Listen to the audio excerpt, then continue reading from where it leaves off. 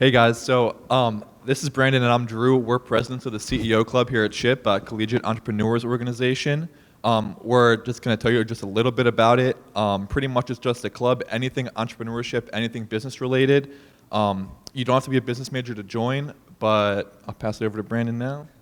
Yeah, so like you said, we're pretty much a brand new club up here, but we're growing quick. We got like 45 people in it so far, but we want to be unique, get you guys involved. One thing we want to do is do some sort of chapter business with the members and teach you guys how to make money and build a brand, market, whatever it is. So, yeah, that's pretty much it. Yeah, so we'll have cards here at the end. We'll have cards here at the end with like a little QR code to join. It's completely free. If you're at all interested or have any questions, by all means come up and ask Brandon or I. We'd love to answer them and talk to you guys. Thank you. Let's get this show on the road. All right, thank you guys. Thank you. All right, good evening, everyone. Thank you for joining us for Adventures in Entrepreneurship. Tonight we're joined by Shelley Morset and our guest, Charles Mitchell, President and CEO of Commonwealth Foundations. Thank you for joining us. My pleasure. All right. I think what we need to do first is kind of like level up. I know that you graduated from Bucknell, and I'd like to just briefly fill in what you did after you graduated from college and how you got to the Commonwealth Foundation. That's great. Well, I met the nice folks at the Commonwealth Foundation when I was a college student. I did not go to Shippensburg. I did go to Bucknell, I confess. Okay, you have me. I was a journalist and an activist when I was in college. I was not intending to do any of the stuff that ever happened to me in life. But I'm going to just indulge me for a minute. So show of hands. Who in this room was alive on September 11th, 2001? Who remembers it? Yeah. That's a good reminder for me of where I stand in things. So, Shelley, I do what I do because of September 11th, 2001. It was the catalyzing event of my life. It made me a writer. It made me a person who spoke out about things, and you can see I still kind of stuck with it to this day. You can see inside my suit lining, it's red, white, and blue. But because of all that, I ended up being a writer and a journalist and got into this whole idea of the ideas that undergird our system of government and our economic system. And you can see how that might have turned into a life doing what I did with Commonwealth Foundation. But in the meantime, what I did first was help to catalyze a couple of organizations that have defended the First Amendment rights of students and faculty members when they've been in jeopardy on college campuses. I was proud to do that work, but as you have already stated, in 2010, my wife and I came back to Pennsylvania, and that's when I joined Commonwealth Foundation. Let's understand what Commonwealth Foundation is. Some of our students and everything might not know about it. Why don't you give us a thumbnail sketch of exactly what that foundation is and what your mission is? Sure. Well, we have a saying around Commonwealth Foundation. We put the tank in think tank. We are a think tank. We do economic research and all the kinds of things that you might imagine when you think about a think tank. But what's really important to us is to put those ideas into action. So, for example, we do analysis that shows what the tax system should look like.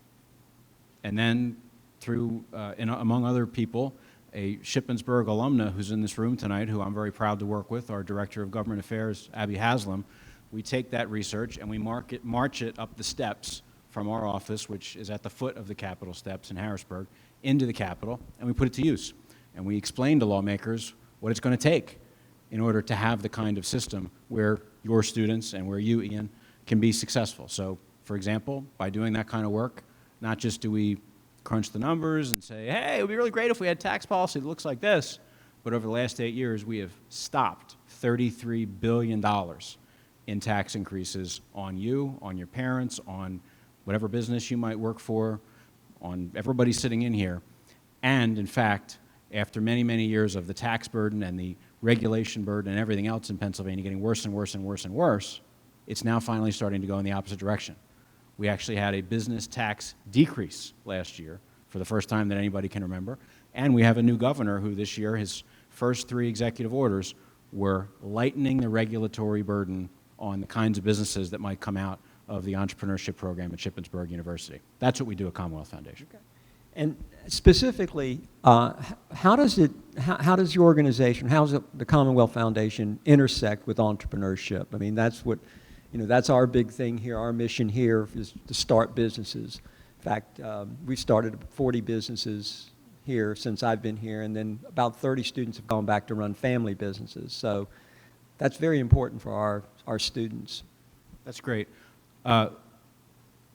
Full disclosure, you invited a Presbyterian, which means every answer I give you is liable to have 3 points. So I'm going to give you a 3-point answer. First thing is, I think we have to define terms, right? What is entrepreneurship? Now, you guys have your definition. I read it. In your promotional materials for your department, you say that it has to do with making ideas real. I happen to really like that definition because what I find is people think, well, entrepreneurship means I like work in a business or something, or maybe I own a business. I don't think those things are equivalent. I know people who work in businesses. I know people who own businesses who are not entrepreneurs. I'm going to refrain from making any political comments. You can ask me later about some examples about that in politics. But when my definition of entrepreneurship is, or an entrepreneur is, a person who can imagine the world looking differently than it does today and galvanize a group of people to go make that vision reality. To me, that's the simplest and plainest definition of entrepreneurship. So when I answer your question, that's my definition. That's the first thing. Second thing is, at Commonwealth Foundation, we protect that. Without our work, this would not be a state where you could do that because of the tax burden, because of the regulatory burden. It's already hard, and it got harder over many decades, but it's getting easier now. And that's an important part of our work. And then the third thing I would say is, so we believe in it, I defined it, we protect it through our work in public policy, and thirdly, we embody it. I'm not going to try and add up how many, but there are many organizations, new organizations, that have spun out of Commonwealth Foundation because by looking at our state's policy and political environment, by looking at just the basic nature of civil society in our state, we realized these other organizations needed to exist. So we created them, we imagined them, we found the funding for them, we found the people for them, and they now exist. And I guess, you're crazy when your mother sees you on YouTube and she learns something that you created that she didn't know about. My mother watched a video about me recently on YouTube. Hey, Mom, if you watch this one, hello. And she called me up. She's like, you started a law firm? And, I wear suits, so sometimes people think I'm a lawyer, but my mom knows I'm not a lawyer. She had no idea that I started a law firm. Well, but that's one of the things that we do at Commonwealth Foundation is we imagine civil society institutions that don't presently exist that would make our state, the biggest swing state in America, a better state, and we go make them happen. Well, I've noticed how would you classify or how would you grade Pennsylvania as far as innovation? How do we stack up, or entrepreneurship? How do we stack up with? I know I've lived in a lot of states here, and there's a lot of difference. There's a lot of variance between states. I mean, when we talk about innovative states, everybody always thinks of Silicon Valley and everything like that, but I've been to Silicon Valley, and I don't think that the climate out there is that great. But there's a lot of businesses that start out there. How do you think that we in Pennsylvania stack up to other states in the Northeast or generally throughout the whole country? I think most of the conventional wisdom is baloney. And I think the conventional wisdom in some quarters on Pennsylvania is everything here is terrible, and all your students should get that nice piece of paper with the president's signature on it and bail. And go to Florida, or go to Texas, or go to North Carolina. Now, I know you're from North Carolina. No. Okay, I got it. I'm not saying bad things about North Carolina. I'm not saying bad things about North Carolina either. But what I am saying is the word on the street in some quarters is Pennsylvania is so bad, it's just terrible, get out. I don't believe that's true. We are not New York. We are not some of the other states that have just really strangled innovation and made it really difficult to raise a family. We still have, nationally speaking, relatively low personal income tax, 3.07%. We still have natural resources, transportation, there's lots of things we have going for us. So I think the conventional wisdom that your students should just graduate and get out is wrong. I want you guys to stay. And that's why I fight every day. So you guys, and my daughters, one of whom is here, can stay here and can succeed here. However, I'm also not going to subscribe to, some of the other conventional wisdom that's out there that, well, everything's fine here. We don't need to change. I actually think, and I'm a lifelong Pennsylvanian, we are sometimes our own biggest problem because we don't want to change. We don't want to fix anything. We just want to gradually do whatever we're doing. Both of those things are wrong. I think Pennsylvania has a lot going for it. I particularly think, as somebody who's from the megalopolis part of Pennsylvania, I grew up in Philly, that areas like this, like Shippensburg, have so much going for them. Also Pittsburgh and Lancaster and other smaller communities. Go there. Where was Duolingo founded? Not in Silicon Valley, in Right. Pittsburgh. Well, that's the whole. Listen, I'm fighting this fight because I've had so many of my students that graduate and they go 3 places, and because I keep up with them, and because we've got a very small, we graduate 15 students a year, so I know where they're going. And the first place they go is D.C., Virginia, Maryland. I made that mistake too, students, and I came back. Okay, save yourself the trouble. That's the first area they go to. The second area that they go to is, oddly enough, is my home state, Carolina. Anywhere along the I-85 corridor from Durham all the way down to Charlotte. And North Carolina has done some good things in terms of public policy to make themselves marketable. I get it. Yeah. And then the third area that they've gone to lately, it used to be Texas, but now it's Nashville. Yes. I mean, Most cranes per capita of any city in the world, Nashville. I didn't know that, but I've got a lot of SHIP grads that are there. Sure. So we need to stop this. And I agree with you. I've been to certain cities in Pennsylvania that I think are just economic dynamos. Pittsburgh. I think Pittsburgh is a great, great city to go to and start a business. I just think it's got a lot of, wind behind its sails and everything. Lancaster, I had a student here last month that he started 3 businesses there, and Lancaster's a really, really, really good space. Now, I guess what I'm trying to get at is how can we make these improvements? What do we need to do to make? I mean, you say that it's people have the wrong perception. What can we do to improve that perception? What do you think we need to do to make students want to stay here as opposed to go? Sure, I think it's 2 things. First thing, I'm a big believer that many things in life start with mindset. If our mindset is they're going to leave, we're going to decline, it's just a question of how fast we do it, then it's going to be a fait accompli. So first thing is we have to have the mindset that we can and should be a destination. And by the way, that's not just bluster from a guy who admittedly loves Pennsylvania. Look at where we're situated. We border New York, where they're not smart enough to take the gas out from under their ground, and we take it from them, right? We are close to Connecticut. We're close to all these other states that from a perspective of, I'm not talking politics, I'm talking public policy, okay? The stuff that is going to determine whether there's a good environment or not, they're bass-ackwards, okay? Well, so what we've we got, can eat their lunch. What we've got here is we've got the best location on the East Coast.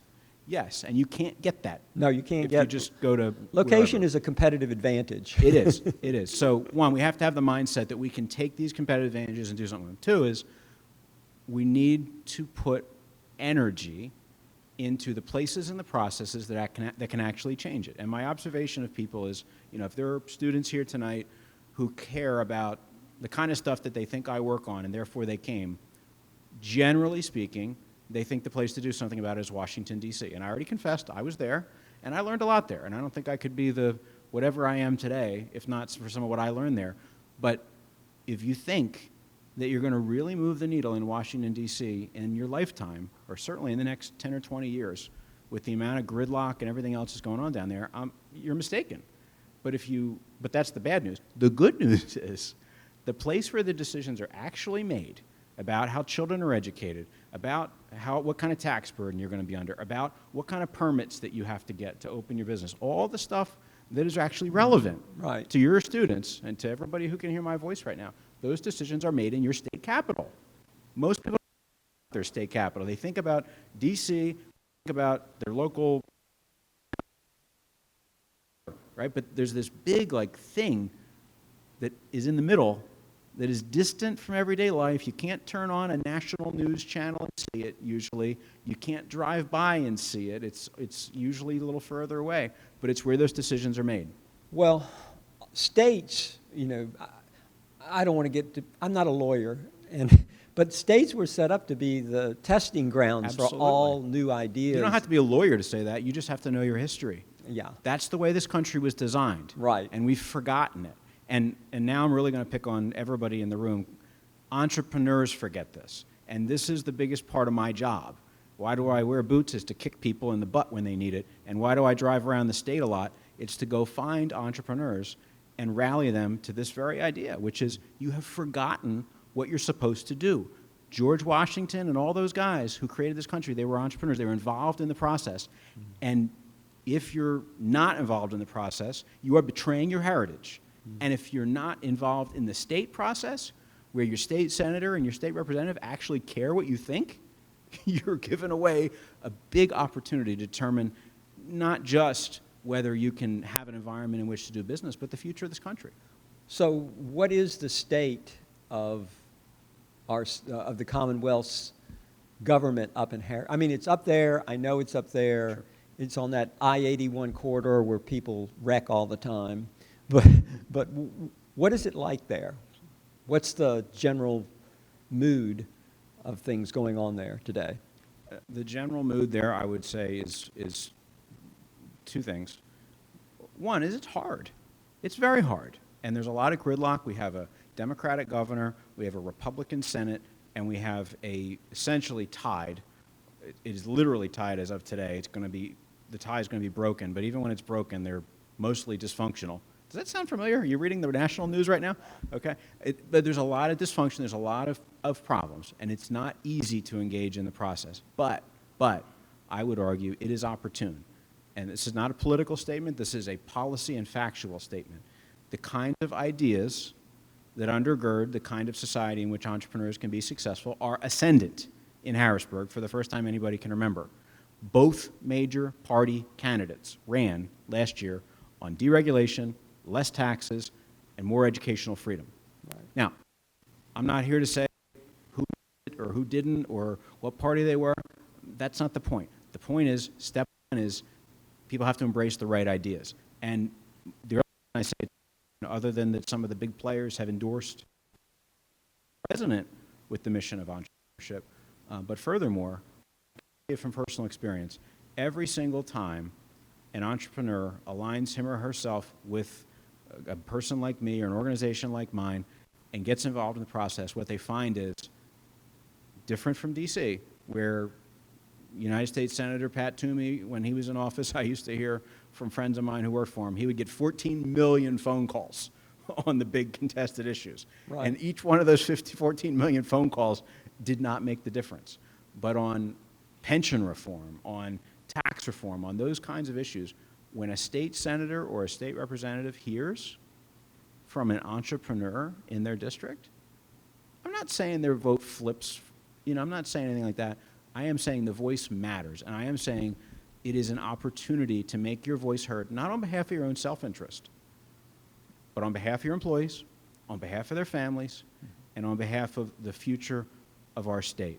It is actually empowering to realize that you have that voice and to learn to use it. Okay. Well, one thing I noticed when I moved here, and I moved here because of 9/11 also. So I moved here exactly, I sold my second business, as I told you, and I moved here right after 9/11.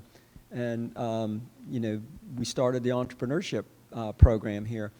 So let me ask you, I came from Massachusetts, and Massachusetts has a lot of innovation going on there, a lot of big high-tech companies, a lot of things like that.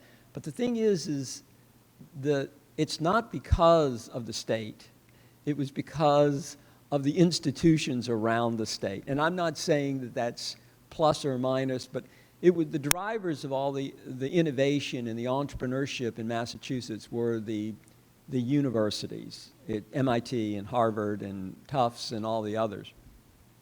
Where do you see us being able to drive the innovation? I know we've talked about Pittsburgh, and that's got Carnegie Mellon and a couple of other great schools, but where are we going to get that drive? Is it going to be state? Is it going to be institutions like universities, like SHIP, or is it going to be something else, some combination? Where do you see that whole intersection going?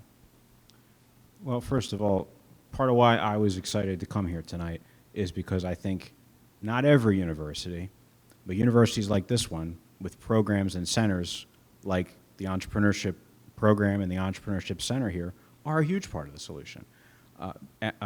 So that is a big part of it. The second thing is, and it's the other reason I wanted to come, is I wanted to tell this to you all personally, which is you can find yourself an incredible entrepreneurial opportunity if you don't just go the normal path. Now, the normal paths here, I imagine, are different than the normal paths, when I went to school 100 years ago. Every single one of my classmates went into, I was an economics major at Bucknell University. They all went into finance in New York. I was the only one who didn't. It is what it is, okay? And I have nothing against people doing that, but it was like a herd. I mean, they all just did it. Whereas, and I knew that existed. It didn't interest me. I obviously didn't do it. Money generally interests young people. Well, yeah, but what I have discovered on the highways and byways of Pennsylvania is other ways to make money, There are. but to do something very, very, very different. I mean, I was last week, or earlier this week, excuse me, I was at a steel mill in Newcastle, Pennsylvania. Now, you want to talk about entrepreneurship. To me, this is the definition of entrepreneurship.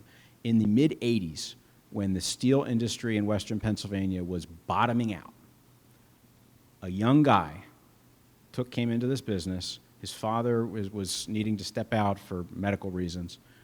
Common entrepreneurial story. I think I heard a similar story from... Succession is always a problem. Yes, yes. So comes into the business under highly adverse circumstances, right? Dad's not well, and the industry's collapsing. Hello, welcome to entrepreneurship, There right? you go. And what he says is, here's what we're going to do. We're going to make a big bet on basically the part of this business that everybody else is leaving. We are going to become the supplier of choice for, they're called steel ingots. So what's a steel ingot? A big-ass piece of steel. I mean, huge, like just gigantic. So what I watched when I was out there, I've been there 3 or 4 times, and it doesn't get old every time. If there's any Lord of the Rings fans in the room, it's like Mordor, right? Up in the rafters, there's this enormous bucket, and they dump, I think it's 45 tons of scrap into it using a crane, and then they stick these enormous electrodes into it, and it goes, and like there's smoke, and it's actually kind of scary the first time.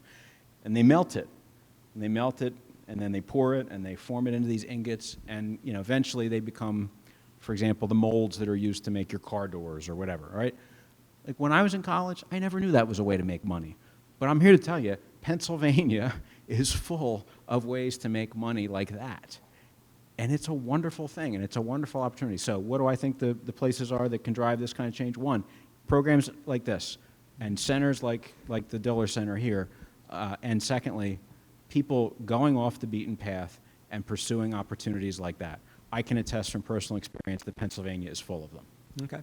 Well, let's talk about economic growth. We're all pro-growth. Oh, well, hopefully we're all pro-growth.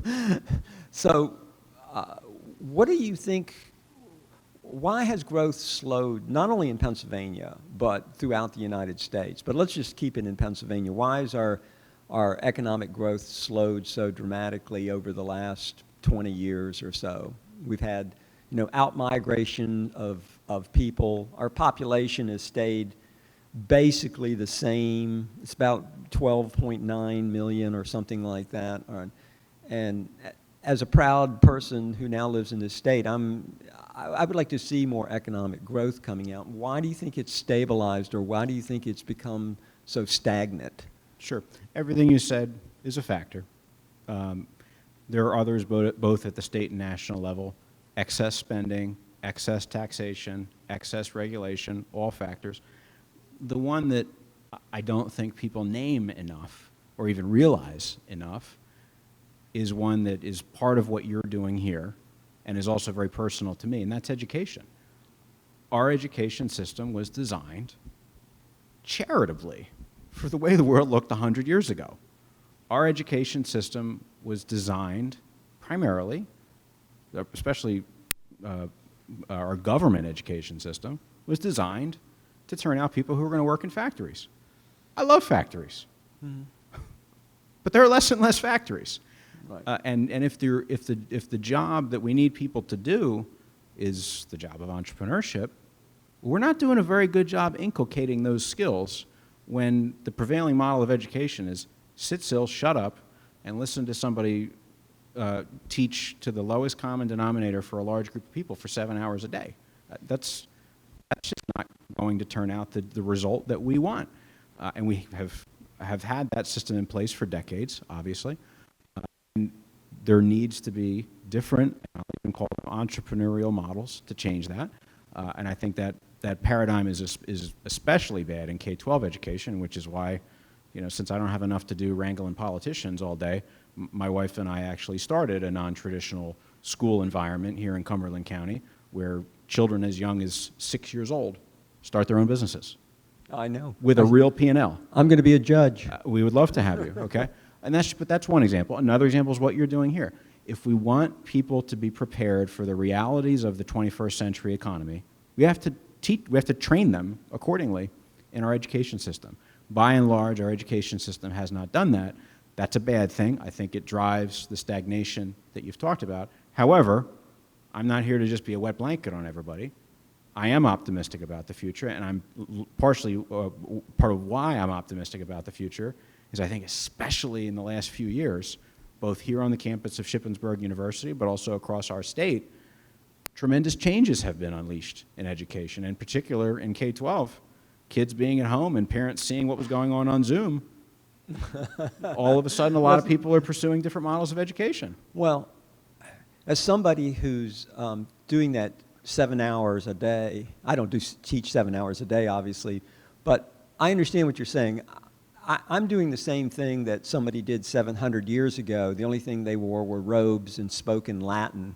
It's the same type of techniques and everything. Of course, I try to break it up a lot more. But that's not true, though. I mean, I've heard enough today to know that's not really the case. And you guys We're very hands-on here. Yes, and you're incubating and you're doing all kinds of stuff that's different.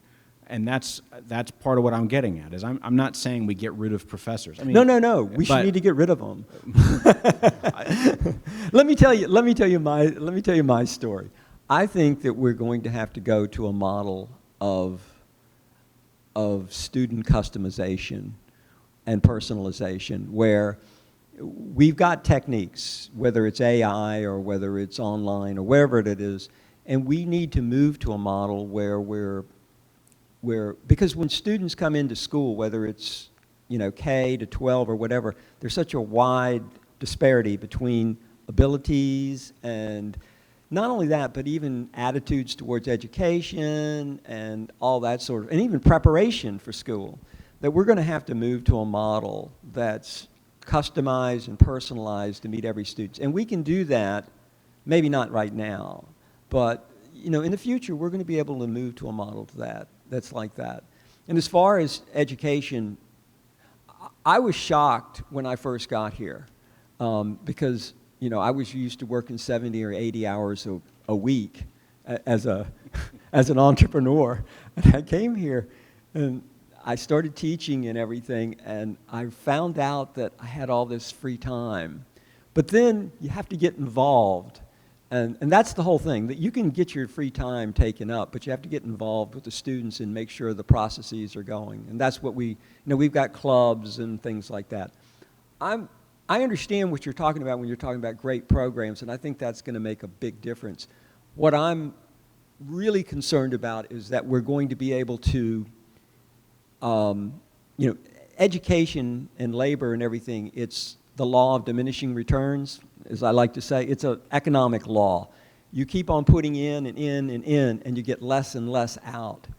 And we need to get to a point where we're putting in those resources and they're very, very efficient, or we're going to get drowned out by using too many resources when we're not going to be getting any bang for our buck. Yeah, resources aren't the issue. The best schools that I ever see Are right. are $10,000 or less per pupil Really? expenditures. And the school that my children go to is 5. And you can do that with the very kinds of entrepreneurial processes and innovations that you're talking about. So we're paying on average now in Pennsylvania per student, and I'm thinking it's like about 16. That's charitable. It's closer to 20. My apologies. Well, let me tell you a story about education. Well, you're talking to the guy who runs the organization with the only honest numbers on this subject in the state. So. I read somewhere it was like 16 and change, and I apologize. Let me tell you a story about education in New Hampshire. I lived in New Hampshire before I came here, and we had this, we lived in a small community, and we didn't have enough children to have a school. So we had to ship our students off to another school locality. And they made us pay $25,000 per child to educate the kids. So we, in this small community, had to pay $25,000 per student to go to another school district. And that was that really opened up my eyes as far as education goes. So, yeah. It was $25,000 per child. And one person said, I remember somebody standing up in one of the town hall meetings, they went, well, why don't we just send them to a private school? We can send them to a private school. There was a private school that they would allow you to stay there and not have to stay overnight. We could send them to there for just $20,000. And we almost did it. We almost sent them to a private school. Yeah. Those stories are legion. Let me give you a Pennsylvania story that I think fits with the ethos of this place. I was texting earlier today with a dear friend of mine who would be a great speaker here because he is an entrepreneur. I don't know if you guys know, you can be a pastor and an entrepreneur. So my friend's name is Josh Robertson. He's the pastor of the Rock Church in the worst neighborhood of Harrisburg, Allison Hill. And he's also the founder of something called the Rock City Learning Center. What that is he has taken unused Sunday school classrooms, because, I mean, you think about a church, right? It's an important civic institution. They build a building, just like this building, it's up 7 days a week, but it's really only used 1, right? Well, those unused classrooms now are the home of learning pods, where children leave the failing, violent Harrisburg City schools, where they spend, as I recall, over $20,000 per pupil for abysmal results that none of us would ever allow our children to be part of. And instead, they go to this church building, they enroll in a cyber charter school, they have teachers who help them online and other adults there in the room who not only help them with their math and all the normal stuff you have to do, but they have an entrepreneurship program, they have an art program, they have singing, all that kind of stuff. Their test scores and all that are going through the roof. You walk through, they're smiling, they're happy. They're doing it for way less than the guys down the street. But you know what? I'd pay anything. I'd pay anything to rescue those children. And that's what's so crazy about this model is we don't need more money. You can have greater results, way greater results for less money. What it takes is some entrepreneurship. And that's why, for example, I think it's so great to see people like Pastor Josh who are figuring out how to change that dynamic in some of the most challenging environments in our state, and they're doing it. All right. Well, we've just about hit the innovation part of this, and we can talk about innovation in education. We can talk about innovation in healthcare. That's my hot button. I'm a hot button healthcare innovation person, but let's talk about growth. I mean, innovation is one thing, and it pushes growth, but we talked about it briefly about how we're doing compared to other states, but I think we need to understand what growth actually means. And I'm just going to throw out this statistic, and I'm going to let you talk about things. The reason that we need growth is it's all about, your standard of living. If you're growing at 7% a year, which is a really high growth rate, your standard of living is going to double in less than 10 years, which is amazing. That means that by the time you're 40, you're 4 times better off than you were when you were born, which is amazing. And that's all compounded, and that's hard to do, and I know that's hard to do. But if we keep plugging along like we're doing right now, growing at 2%, it's going to take over 36 years for your standard of living to double. People don't understand how important growth is. And how we're going to get around this if we don't grow, we're not going to be able to address the problems like education or government or health care or whatever it might be. So what are we going to do? What is the Commonwealth Foundation going to do to make sure that we push all the growth that we can? And I've seen a lot of things come out of Harrisonburg which are anti-growth, which don't excite me very much. So what are we going to do? What are you going to do to make sure that we're going to continue to grow so that we can, we can have our standard of living, maybe not every 10 years, but at least every 20 years we can have our standard of living double? What you just said manifests the fact that free markets and capitalism are the greatest anti-poverty program that's ever been devised in the history of the world. There is no greater force to lift the most vulnerable among us than this. That's my case for growth. Is everybody says when they get into what I do, they're in it to help the least among us. I agree. This is the way to do it. That's what I care about. And how do we do it? I'll tell you 2 ways. One, it isn't very complicated what we need to do in order to have more growth in Pennsylvania. Step 1 is stop. Stop the dumb stuff. Stop the dumb stuff. Stop the dumb stuff. I'm very. I wish I could. Can I quote you on that? You can quote me on it. You can stop quote the me on dumb it. stuff. Stop the dumb stuff. Okay. And stop the flood of regulations. Stop, as we've done, the flood of tax increases. All of this has been really a torrent in recent decades, and it has gradually choked and choked and choked and choked our growth, and choked, from my perspective, the most effective anti-poverty mechanism in the history of Western civilization, or civilization at all. So that's why we need to do something about it. But more than that, there are many places where we can actually lighten, not just stop the dumb stuff, but lighten the burden. And that's why, for example, I think it's very important that we have a governor right now who wants to reform the permitting process. When I talk to people who are starting businesses, that's the thing they complain about That's the a big most. deal. It is in our tax rates, although taxes are an issue. Now that especially our taxes have begun to decline, the biggest complaint I hear is the burdening of regulation. And especially when you compare, we're not very far from Maryland right here. I'm embarrassed to say that it's easier in most cases to get a permit to start a new business or build a new facility in Maryland than it is in Pennsylvania. That's embarrassing. That has to change. I'm grateful that there's now a bipartisan consensus to change that. And what we have to do, to really answer your question directly, is we have to make those politicians keep those promises. And I don't care what party you are, that is not a political statement. It's very hard to keep your political promises when you're in office. It's easy to make them on the campaign trail. Much harder to enshrine them in legislation, get it through committee, get it through both chambers, yada, yada, yada. And that kind of brings us full circle. That brings us to what I happen to think is really an obligation that citizens and certainly entrepreneurs have, not just to be bystanders in this process, but to speak up. And I guarantee you, for example, that I drove by our state senator's office on the way here. There was an ice cream stand next door that I took my daughter to. I guarantee you, your state senator, not because he's a great guy or anything, but because he's a state senator, would love to sit in this chair, and by the way, he's an entrepreneur himself, would love to sit in this chair and hear what every person here thinks should be done to do what you just said. And the biggest problem that we have is too many of us talk to each other about this instead of to them. The echo. I challenge you guys to talk to them. The echo chamber. And it doesn't advance anything. It makes us feel better, right? No. Yelling at the television has never changed the world. Right. Engaging in the process changes the world. Okay. All right, now we're gonna bring it down a notch. We have this game and we play it with everyone. It's just a fun game, and it's nothing special. It's called Underrated, Overrated. And what I do is I'll just give you something if it's underrated.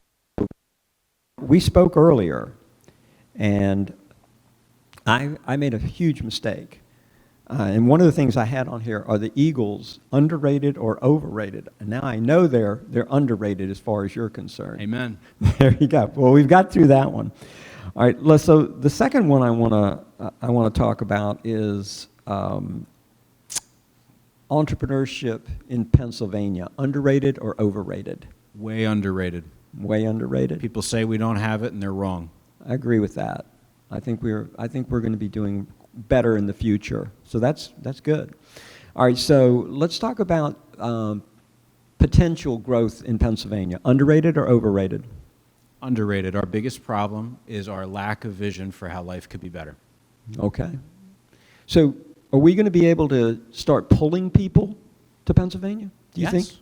That's think part we of the can- beauty of our location. Yeah. I mean, and I was actually, it's interesting for you to ask me that. Obviously the namesake of the program here is Chuck Diller, or of the center here, excuse me, is Chuck Diller.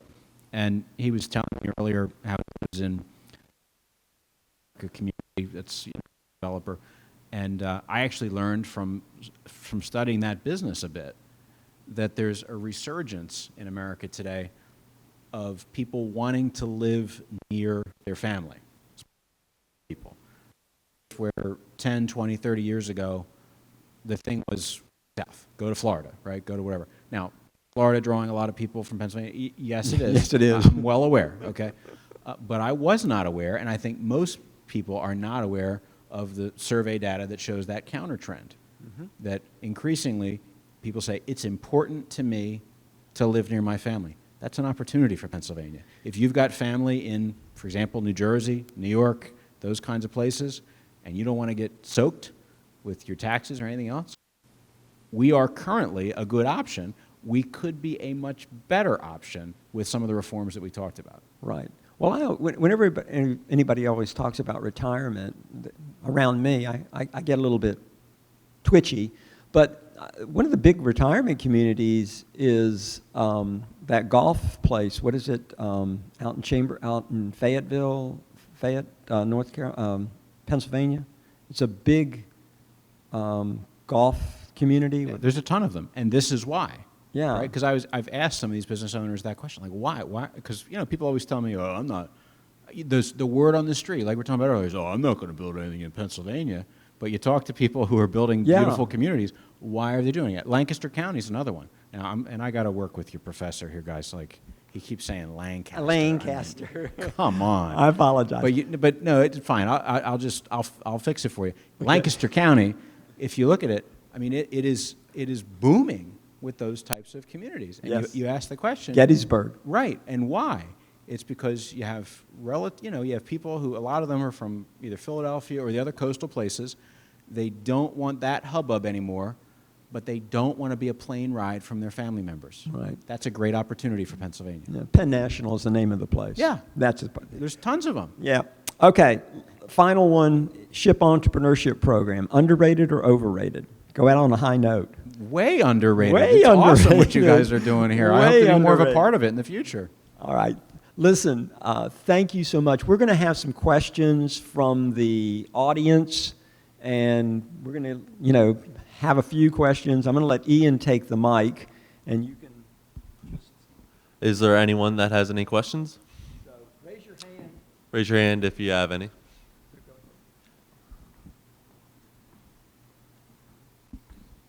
So I know you talked a lot about taxes and helping small businesses grow here in PA, but another thing too that I've heard from a lot of my friends and family members is the cost for young people to live here, buy property, both commercial and residential, is just unattainable. I mean, I know a lot of people say they're waiting for the market to crash to buy something.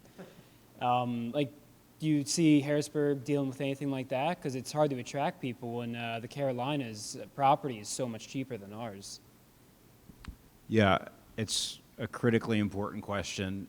I think the honest answer is that consciousness on that issue is only just starting. And that's how life usually works, is the real world experiences something and then the political world wakes up to it. So the bad news is there's typically a delay there. The good news is I think that people are increasingly cognizant of that. In fact, as a case in point, I have a meeting on my calendar for next week, I think, to hear a pitch on that precise issue, on reforming housing policies in Pennsylvania according to some models from Montana, and there's a couple other states that have done it, because people are increasingly, coming up against this. And I think, especially here, I have to imagine you guys here at Shippensburg probably are especially sensitive to it, because Cumberland County is the fastest growing county in the state. That actually helps get the message to people in power in Harrisburg, because a lot of them are proximate to Cumberland County and are starting to feel the issue. So I think it's been an underappreciated issue. I think it's growing in importance, and I think, I'm cautiously optimistic that we're going to start to see some consensus to do something about it. All right, thank you. All right. Is there anyone else that has a question? No? All right. All right, we always give gifts. We give gifts. You've got gifts. You've got gifts. I've got gifts. You've got gifts. So what we're going to do is Get some nice Shippensburg on. we always want to have our guests go away with something. We're going to give them one of our really cool entrepreneurship t-shirts. I get this little tag off, as you can see right here. And on the back, it's got entrepreneur, I own the company. So you can have that, sir. Thank you very much. And then we got one of our, everybody wants one, sweatshirts, our entrepreneurship sweatshirts. And then at the back, it's entrepreneur, right here. And I owe your daughter, I will send a sweatshirt and a t-shirt to your daughter. I'll send it to the Commonwealth Foundation in care of you, and you'll receive it in maybe a week or so. I can get it off. I will wear this with pride, Shippensburg, and just to maybe ram it home a little bit, some would say that I'm not allowed to wear this because I don't own a for-profit business, and that's where the question is, do you accept my definition of an entrepreneur or not? I certainly accept my own definition, and by that definition, I plead guilty. Thank you. All right, and then finally, we've got. We do have some door prizes. Door prizes, and these, this is for Ian. There you go. Let me read this out. So, sorry if I mess up your last names. I'm terrible at reading. Joe Brophy, you have received the $50 Sheets gift card, and this is the entrepreneurship program. Joe? Joe ducked out. Joe, I'm keeping it. That's a pretty big gift card to give up there. We'll pick a new winner for that one. All right, next one. We have Jackson Montross. You've received the $10 Starbucks gift card, T-shirt, and our book. Just taking pictures. We're taking pictures of you. Thank you. Thank you for coming. Congratulations. All right, and then for our final gift of the night, we have Nora Vallon, $10 Starbucks gift card, T-shirt, and a book. All right, I'd like to have a round of applause for Charles Mitchell for joining us tonight. Thank you. Thank all of you for coming. And thank all of you for coming. On October the 12th, we're going to have our next interview session. It's Women in Entrepreneurship. We're going to have 3 women entrepreneurs here in Cumberland County. And we're going to talk about what it's like to be an entrepreneur and female. And I want all of you to come back and join us at that time. Until then, go home and work on your business plans. Will do. Will do, Shelley. Thank you all.